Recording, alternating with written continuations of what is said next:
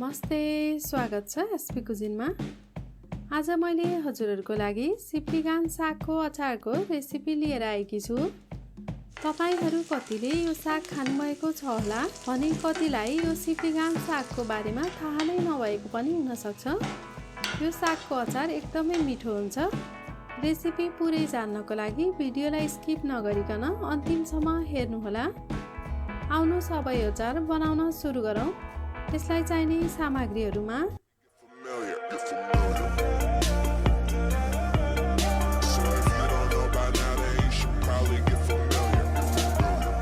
यसको लागि मैले लिएकी छु सिप्लिगानको साग। यो जंगलमा पाइने साग हो। घर आँगनमा सजिलै उपलब्ध नहुन पनि सक्छ। यो तितो हुन्छ। तेल, नुन, तिलको धुलो, हरियो खुर्सानी, कागती, बेसार र उमालेको आलु। हेर्नुस् त, सिप्लिगानको साग यस्तो खालको हुन्छ।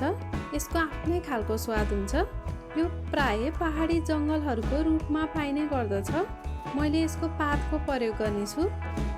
हेर्नुस् त, यसको पात यस्तो खालको हुन्छ।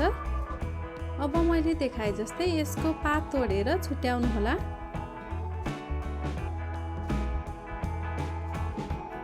हेर्नुस् त, मैले सबै पातहरूलाई छुट्याएर यसरी राखेकी छु। अब हामीले यसलाई बोइल गर्नेछौँ।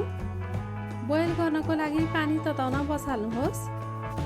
पानी तातिसकेपछि अब यसमा सिप्लिगानको साग राख्नुहोस्।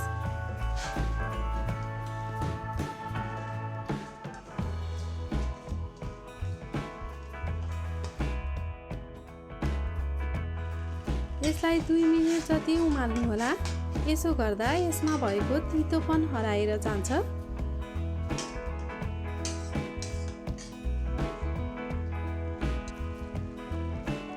हेर्नुस् त, यतिको भएपछि अब यसलाई निकाल्नु भए हुन्छ। हेर्नुस् त, मैले सागलाई निचोरेर चिसो पानीले पखालेर राखेकी छु। यसो गर्दा यो साग डिस्कलर हुँदैन। अब एउटा भाँडा लिनुहोस् र त्यसमा काटेको आलु राख्नुहोस्। त्यसपछि अघि उमालेको साग पनि राख्नुहोस्।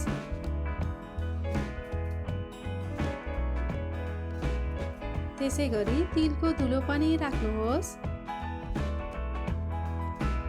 स्वाद अनुसारको नुन पनि राख्नुहोस्। अब यसमा कागती निचोरेर यसलाई मजाले चलाउनुहोस्।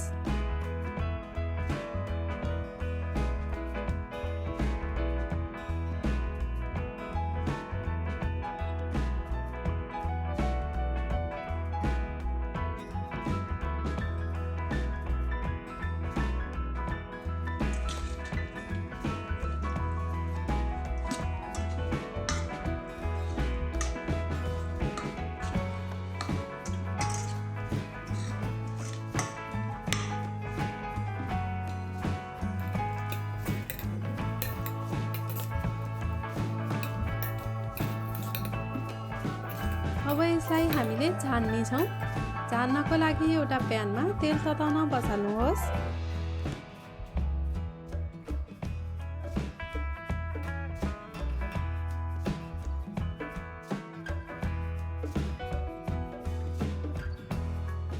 तेल तातिसकेपछि अब यसमा हरियो खुर्सानी फुराउनु होला। हजुरहरूलाई मन पर्छ भने मेथी पनि फुराउन सक्नुहुन्छ।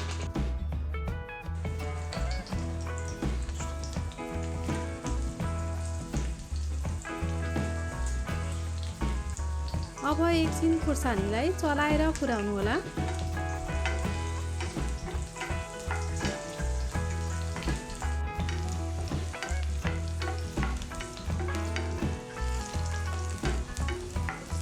अब यसमा बेसार पनि फुराउनुहोस्। बेसार पनि राम्रोसँग फुरिसकेपछि अब यसमा अघि हामीले मोलेर राखेको सिप्लिगानको साग र आलुलाई मिलाएर राख्नुहोस्।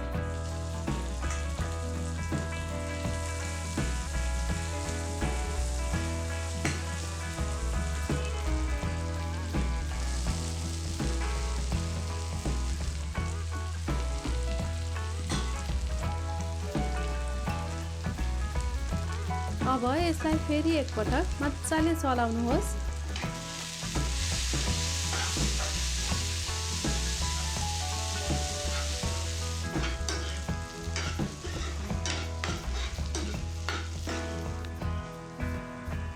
हेर्नुस् त यो कस्तो राम्रो देखिएको छ।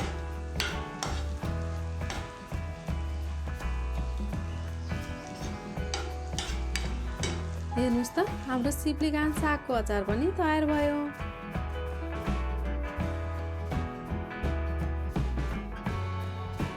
यदि तपाईलाई यो भिडियो मन परेमा हाम्रो च्यानललाई लाइक, कमेन्ट, शेयर अनि सब्स्क्राइब गर्नुहोला।